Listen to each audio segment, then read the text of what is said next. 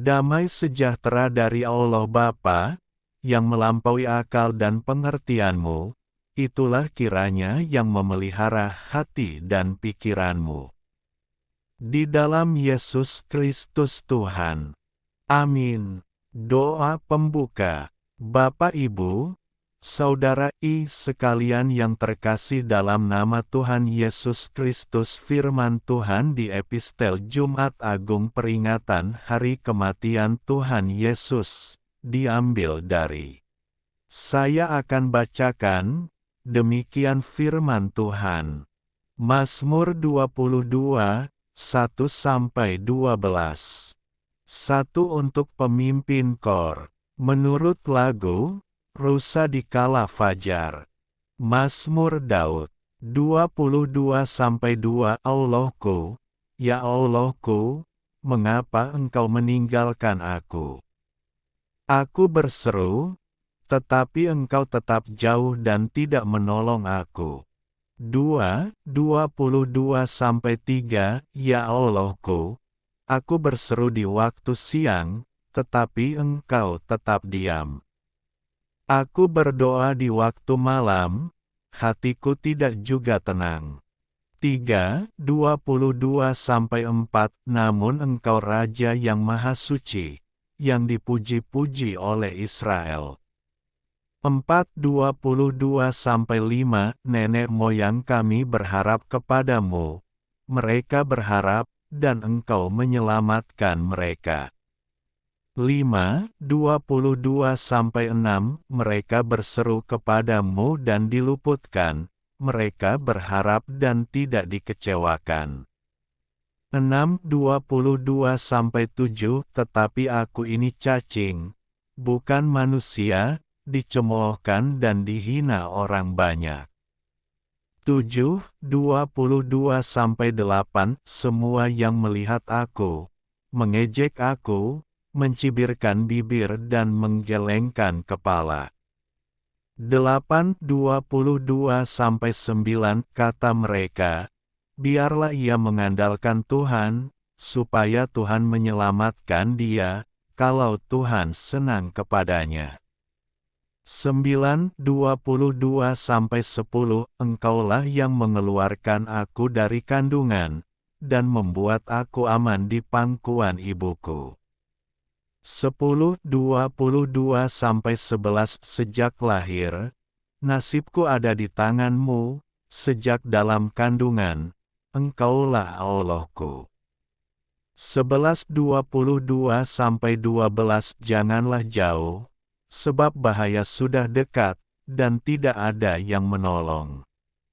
12:22-13. Seperti kawanan banteng, musuh mengerumuni aku, seperti banteng liar dari basan mereka mengepung aku. Bapak, Ibu, Saudara yang terkasih dalam nama Tuhan, Mazmur 22-1-12 adalah ungkapan hati yang sangat jujur dari Daud ketika ia berada dalam penderitaan yang mendalam.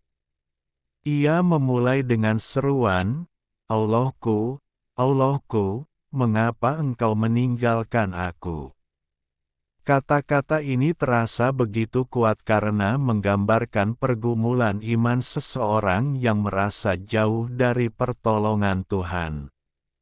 Namun, di balik keluhan itu, tersimpan kerinduan yang dalam untuk tetap percaya kepada Allah.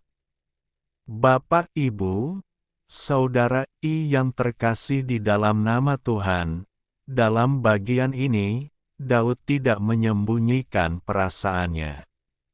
Ia dengan jujur mengungkapkan rasa sakit, ketakutan, dan kesendiriannya. Ia merasa seolah-olah Tuhan jauh dan tidak menjawab seruannya. Ini menunjukkan bahwa dalam hubungan dengan Tuhan, kejujuran adalah hal yang penting. Kita tidak perlu berpura-pura kuat di hadapannya. Kita boleh datang dengan segala kelemahan dan pergumulan kita. Namun menariknya, di tengah keluhannya, Daud tetap mengingat siapa Tuhan itu. Ia berkata bahwa Tuhan adalah kudus dan layak dipuji, dan bahwa nenek moyangnya percaya kepada Tuhan dan tidak dikecewakan. Ini adalah langkah iman yang penting, di tengah perasaan yang tidak menentu. Daud memilih untuk berpegang pada kebenaran tentang karakter Allah, bukan hanya pada apa yang ia rasakan. Daud juga menggambarkan dirinya sebagai ulat dan bukan orang, menunjukkan betapa rendah dan hancurnya ia merasa. Ia dihina, ditertawakan, dan dipandang rendah oleh orang-orang di sekitarnya. Pengalaman ini mungkin sangat dekat dengan kehidupan kita.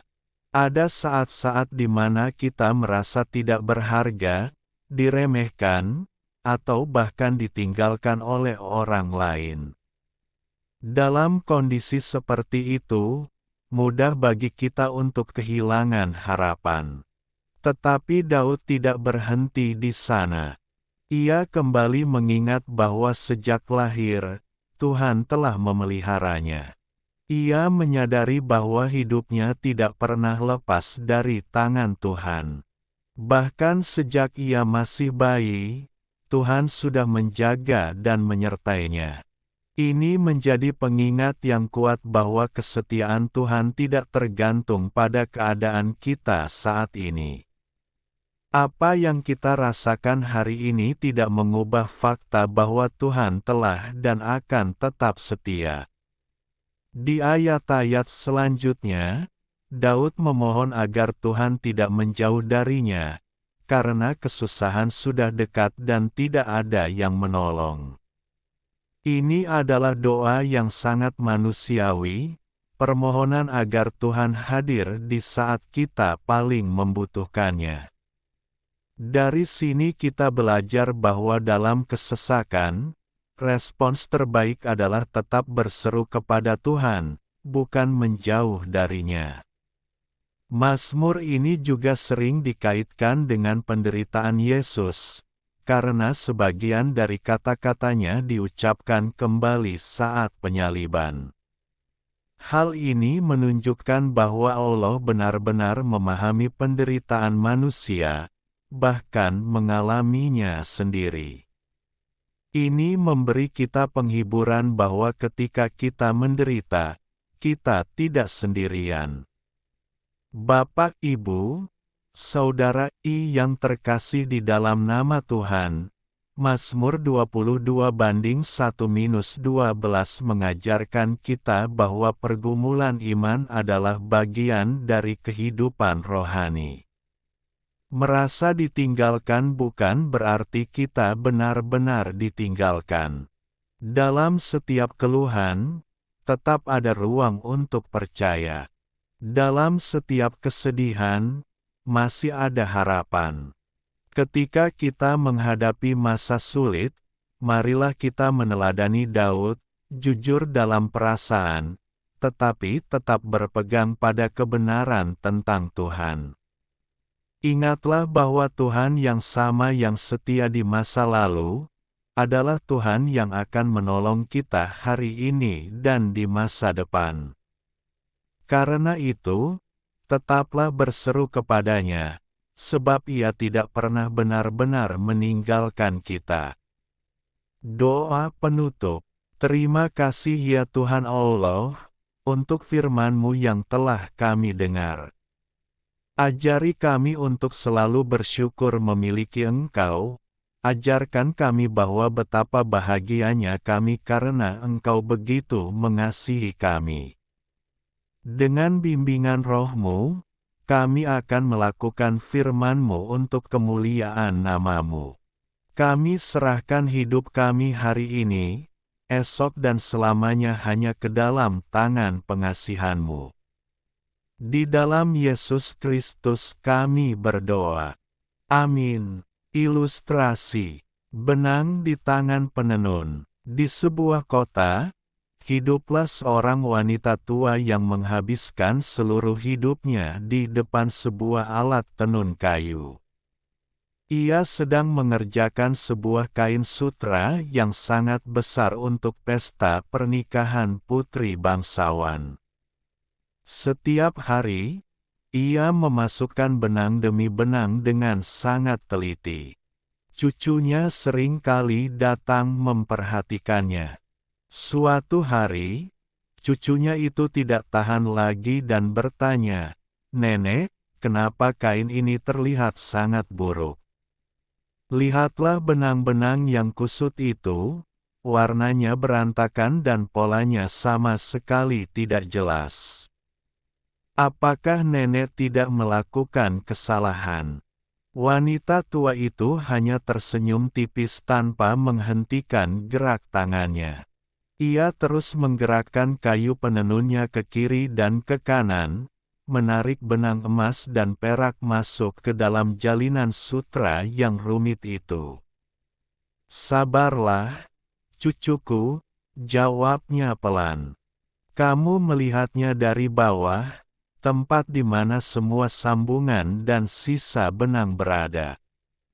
Kamu hanya melihat kerumitannya, bukan hasilnya." Beberapa minggu kemudian, kain itu akhirnya selesai. Wanita tua itu memanggil cucunya dan memintanya berdiri di sisi lain alat tenun tersebut. Saat kain itu dibalik dan dibentangkan di bawah sinar matahari, cucunya itu terkesima hingga tidak mampu berkata-kata.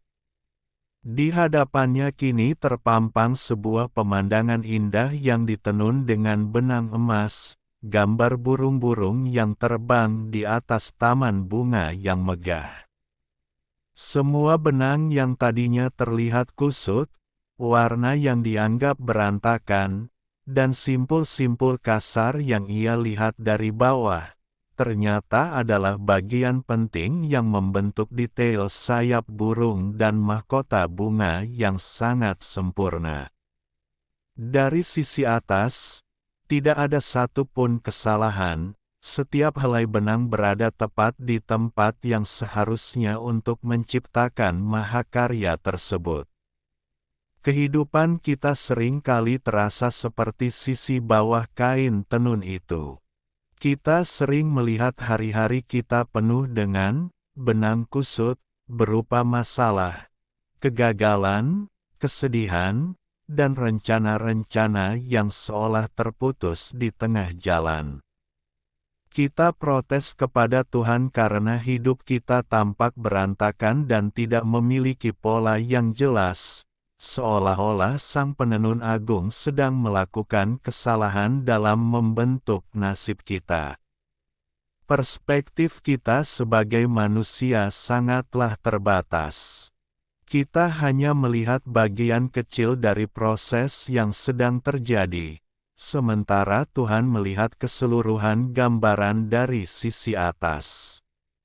Setiap peristiwa pahit dan simpul yang sulit sebenarnya adalah bagian dari desain indah yang sedang Ia kerjakan untuk masa depan kita. Janganlah cepat berputus asa atau menghakimi keadaan saat hidupmu terasa kacau. Percayalah bahwa di tangan Sang Pencipta, tidak ada benang yang terbuang percuma. Saat waktunya tiba dan Ia membentangkan hasil karyanya, kita akan menyadari bahwa setiap kesulitan yang kita lalui adalah warna yang diperlukan untuk menciptakan kemuliaan dalam hidup kita.